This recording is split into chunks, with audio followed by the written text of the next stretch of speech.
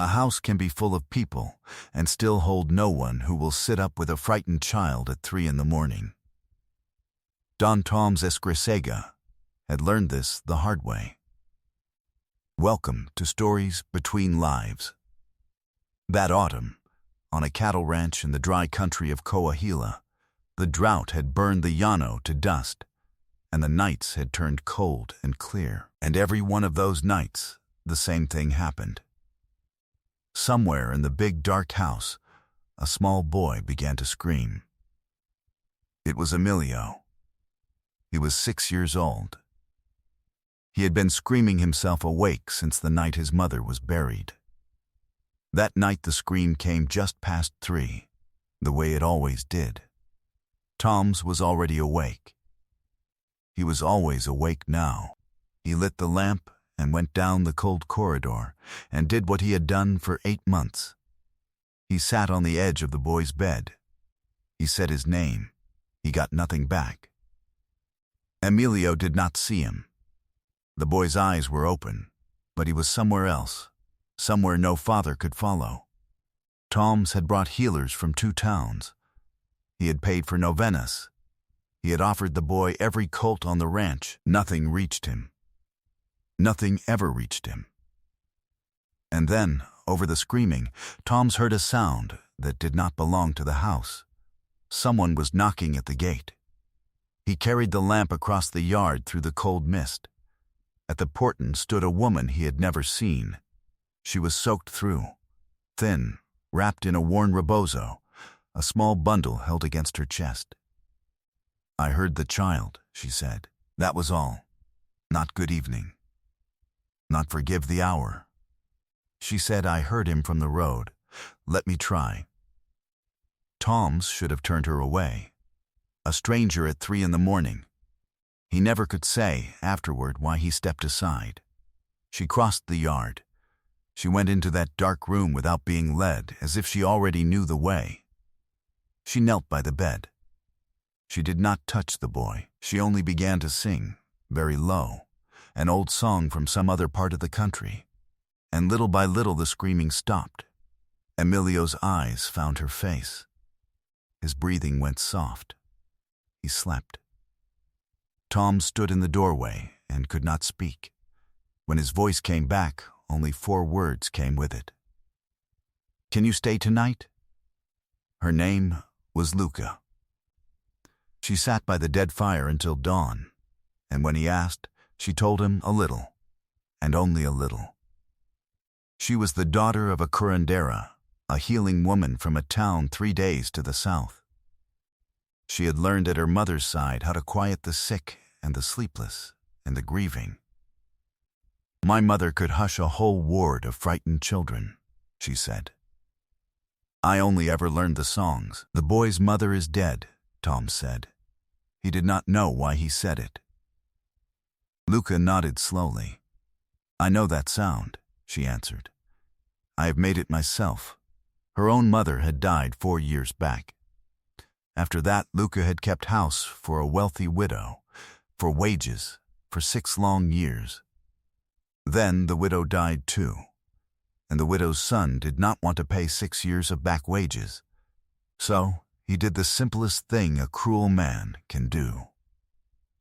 On the morning after the funeral, before the sun was even up, he accused Luca of stealing a ring she had never once touched. He had the mayordomo walk her off the land in front of the whole kitchen. He kept even the small trunk of her mother's things. And he said it flat. The way a man closes a ledger, a servant who leaves with nothing must have taken something. "Be grateful I don't send for the sheriff." The other servants looked at the floor. Not one of them spoke for her. Luca did not beg. She did not weep in front of them. She kept only one thing they had not thought to take, folded inside her apron, against her heart.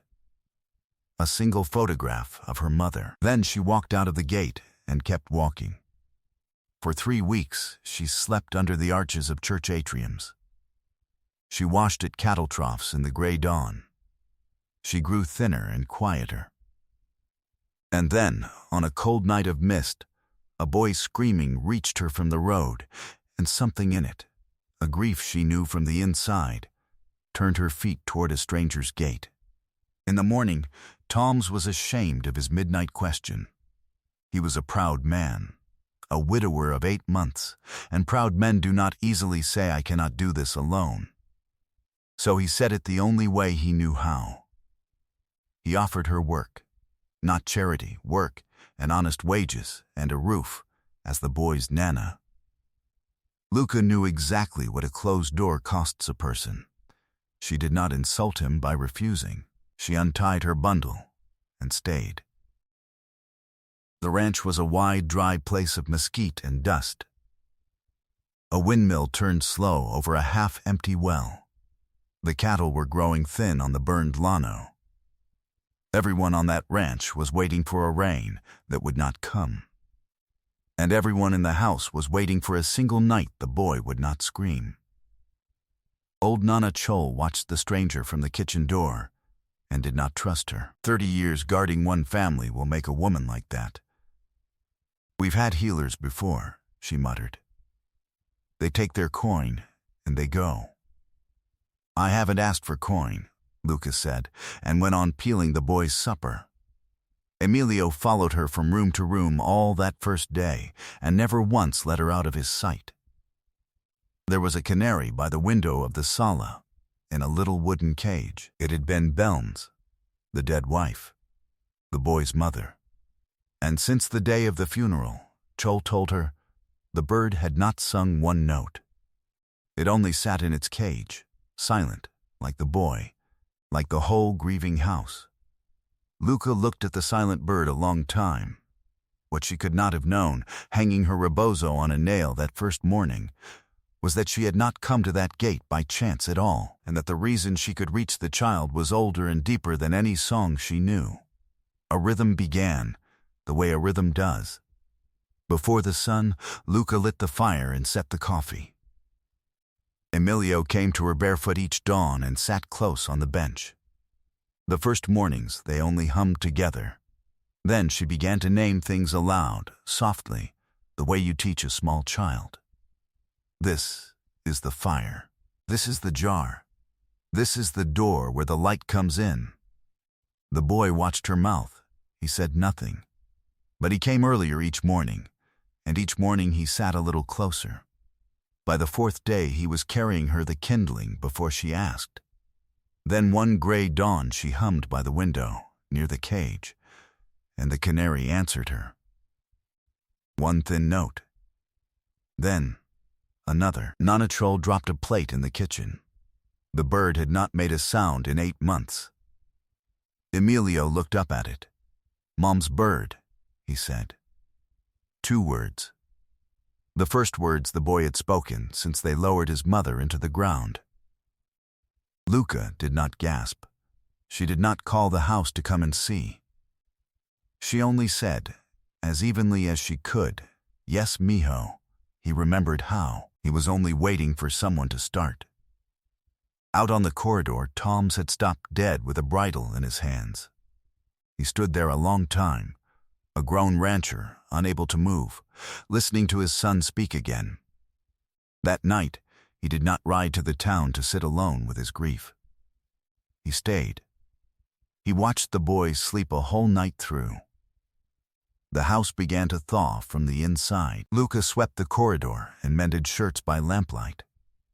She taught the boy his first letters with a stick in the dust of the yard, drawing them big so he could stamp them out and laugh. She found Belm's rocking chair pushed into a dark corner where no one could bear to see it, and she carried it back out onto the corridor where it belonged. In the evenings, she rocked the boy there while the canary sang the last light down. She set the photograph of her own mother on the shelf beside Emilio's bed, so that neither of them, she said, would ever sleep without a mother watching over the room. One evening, Tom stopped beside her chair. "He laughed today," he said. "In the corral." I had forgotten the sound. He did not know how to thank her, so he did not try. "He was always in there," Luca answered. Grief only closed the door. Someone had to knock. Nana Chol, who had mistrusted the stranger at first, now began saving her the warm heart of the bread. A neighbor woman came by with goat's milk for the boy and stayed each time to talk. Because a woman alone on the land knows the worth of another. The ranch hands stopped staring and started tipping their hats and calling her Doa. For a few weeks it was almost peace. Almost, but one shadow was already moving up the road toward them. Word had traveled to the city of Saltillo that the widower Escrisega had put a vagrant off the road into his dead wife's place. And it reached the one person certain to be poisoned by it. Doa Prudencia, Beln's mother, the boy's grandmother. A woman of good name and harder pride. One evening a letter arrived ahead of her, and Luca watched Tom's whole face change as he read it. She did not ask what it said. She already knew the shape of it. That night, once the boy was asleep, she broke down at the table, the old terror rising in her throat, the terror of being put out into the cold a second time. Toms did not tell her to stop crying. He did not promise what he could not promise. He waited until she was done. Then he said, low and steady, "No one is put out of this house into the night, not while I stand in it. First God will meet whatever is coming together." But that same week, Luca did not yet know that the photograph she dusted every single morning held a truth that would turn her whole story over. It was Nana Chol who saw it first. She was cleaning the sala, and she stopped in front of an old framed photograph that had hung on that wall for years. Beln, as a baby, held up to the camera, and behind the family, half in shadow, a woman in a healer's plain rebozo. Chol had walked past it 10,000 times. But that morning, Luca was beside her, and Luca went very still. "That woman," she said. Her voice had gone strange, the one in the back, in the rebozo. She lifted her hand toward the glass. "That is my mother." Chol took the frame down with shaking hands and turned it over. On the back, in faded ink, was a dedication and a date near 30 years old.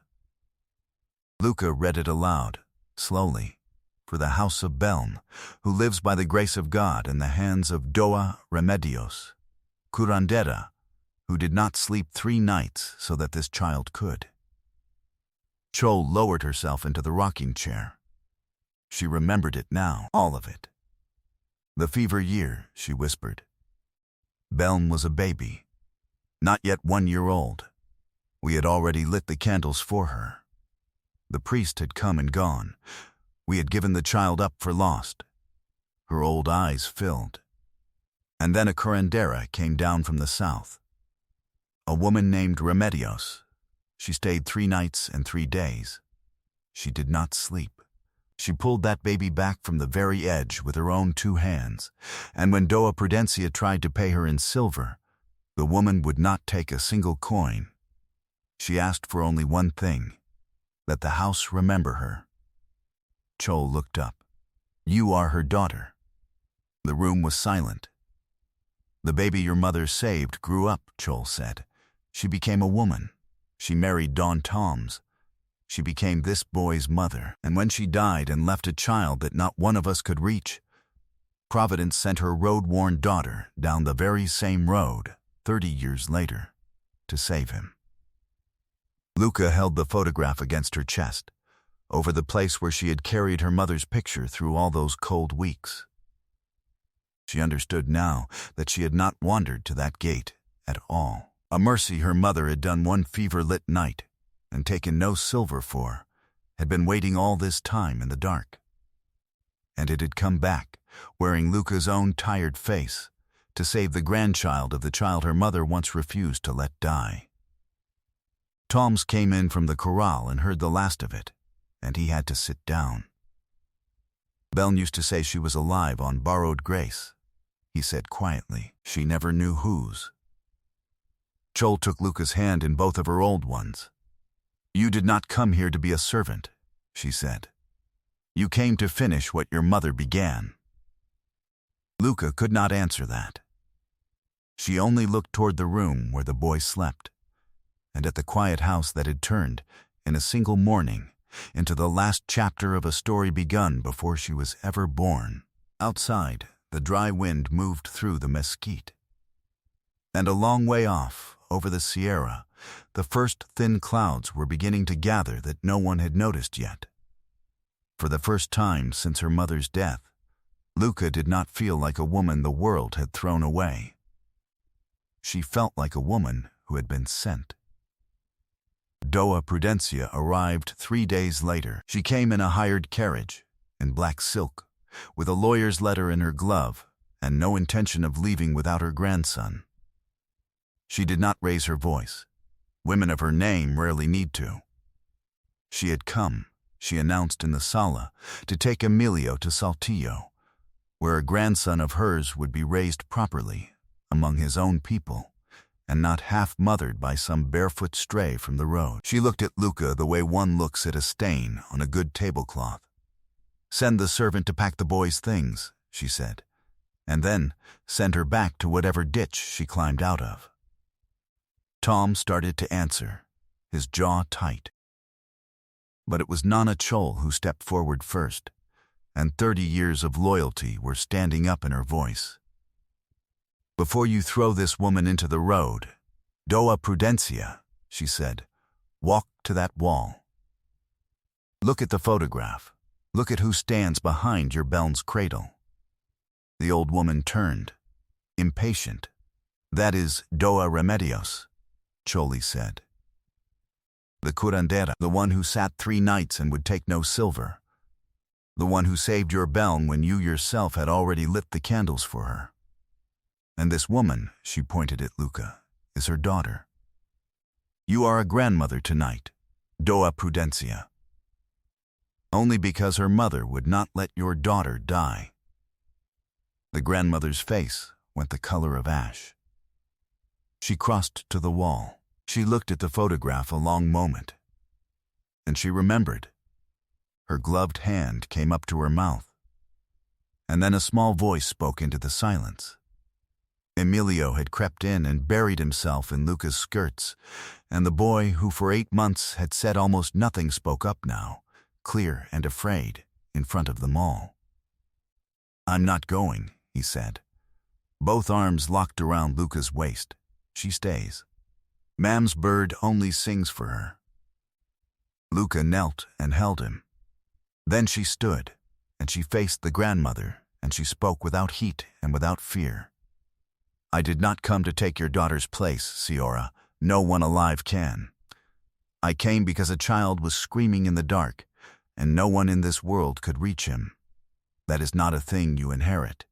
It is not a thing you buy. You may have a claim on this boy's name. You have no claim on his nights." The sala had gone very still. Out in the yard the ranch hands had gathered without a word, hats held in their hands, and Nana Chol stood in the doorway like a wall that would not move. Even the carriage driver had climbed down to listen. Doa Prudencia felt the weight of all those eyes settle on her. She was a woman who had spent her whole life being obeyed, and she understood for the first time that in this dusty place her good name bought her nothing at all. She looked at her grandson, clinging to a barefoot stranger the way he had never once clung to her. She looked at the photograph on the wall. "I did not know," she said at last, and the edge had gone out of her voice. "About the fever, about the healer.